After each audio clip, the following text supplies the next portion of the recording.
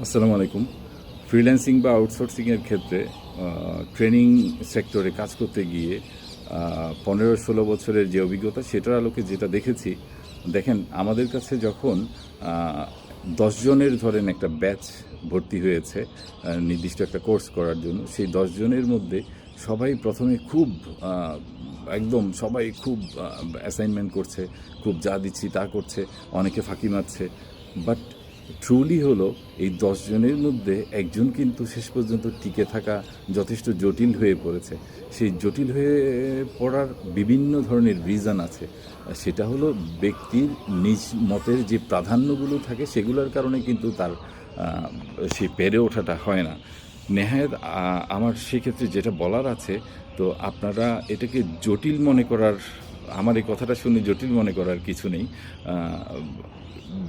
ব্যক্তিটা হলো যেহেতু আপনি আপনার যে টার্গেট যেই সময় আপনি নির্ধারণ করবেন সেই সময়ের মধ্যে আপনার যে গন্তব্য আপনি যেটা সিলেক্ট করেছেন, যে বিষয়ের উপর আপনি এক্সপার্টাইজ নিতে চান সেইটা এক্সপার্টাইজ আপনি গ্যাদার করলেই কিন্তু আপনি কাজ করতে পারবেন।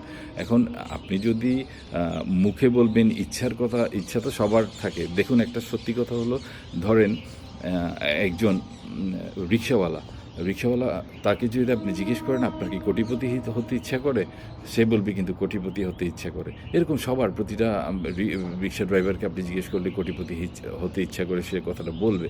কিন্তু আপনি তখন এখনই যদি আমি তাকে ১ কোটি টাকা দেই সেই রিক্সাওয়ালাটাকে, আপনি কি ভাবতে পারেন যে সে কি আদৌ ১ কোটি টাকাটাকে সঠিকভাবে ব্যবহার বা সেটার বন্টন বা সেটার ইউজটা করতে পারবে? পারবে না। কারণ ইচ্ছা থাকা আর সেই জিনিসটা ব্যবহারের জন্য পূর্ব প্রস্তুতি নেওয়া, ট্রায়াল করা, কিভাবে করব সেটার মধ্য দিয়ে যাওয়া একটা ব্যাপার থাকে। রিক্সাওয়ালাটা যদি আগে আপনার ১ কোটি টাকা পেয়েছে এমন একটা বিষয়ের উপর বিভিন্নভাবে কিভাবে খাটাবে, কি করবে না করবে সে বিষয়গুলো সে এক্সারসাইজ করতো, ট্রায়াল করতো, তাহলে কিন্তু সে ব্যর্থ হতো না। তো একইভাবে সব কিছুই লেগে থাকতে হবে, চুপ করে সব কিছুতে, যে কোনো কিছুতে খুব ভালো সাকসেস হতে গেলে যে কোনো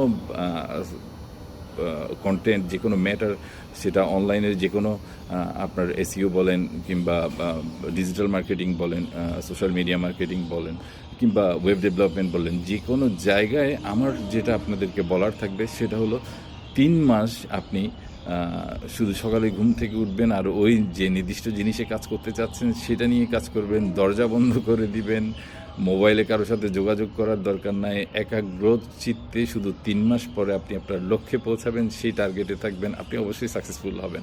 না হলে পরে আমাকে তখন বলবেন, আমি আপনাকে ড্যামারেজ দিব এবং আমি আপনাকে ভর্তুকি দিতে থাকবো। যদিও আমি আপনাদের কাছ থেকে কোনো কোর্স ফি বা কোনো ধরনের সুযোগ সুবিধা নেওয়ার চেষ্টা করব না। আমি চাচ্ছি যে বাংলাদেশের সার্বিকভাবে একটা জনগোষ্ঠী খুব ভালোভাবে তৈরি হোক।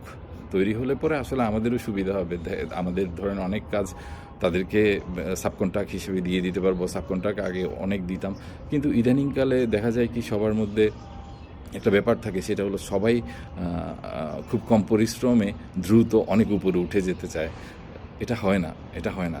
শর্টকাটের যে রাস্তা সেটা দিয়ে যত দ্রুত সামনের দিকে যাওয়া যায় তার চেয়ে দ্রুত পিছনের দিকে আবার পড়ে যেতে হয়। আর আমরা বাংলাদেশ হিসেবে সব কাজ অনলাইনে করতে পারলেও যেহেতু আমরা বিদেশের উপর ডিপেন্ডেন্ট, তারা আমাদেরকে কিন্তু ব্ল্যাক লিস্টেড এক ধরনের রেখেছে। সেটা হলো যেহেতু আমরা ওয়ার্ল্ড ওয়াইড কাজ করতে গিয়ে আমাদের কমিটমেন্ট এবং কাজের মধ্যে আমরা বিভিন্ন ধরনের ব্যারিয়ার তৈরি করি, আমরা বিভিন্ন ধরনের কমিটমেন্ট ফেল করি, টাইমলাইন রাইটভাবে করি না, আমাদের অনেক এরর থাকে, আমাদের বিভিন্ন ধরনের ছোটোখাটো সমস্যা রয়েছে। তাই বলে আপনাকে বলছি না যে সবাই একই রকম। ১০০ জন মানুষের মধ্যে 90+ মানুষজন এমনই, যার কারণে হলো আমাদের প্রতি বিশ্বাসটা একটু কম। তাই ব্যক্তি যে নিজে কাজ করবে তার কমিটমেন্ট, ডেডিকেশন এবং তার যে একাগ্র চিত্তে তার যে সলিউশন করা কিংবা তার যে পারফরমেন্স, সেটার উপরে কিন্তু তার ফলাফল নির্ভর করবে। ধন্যবাদ।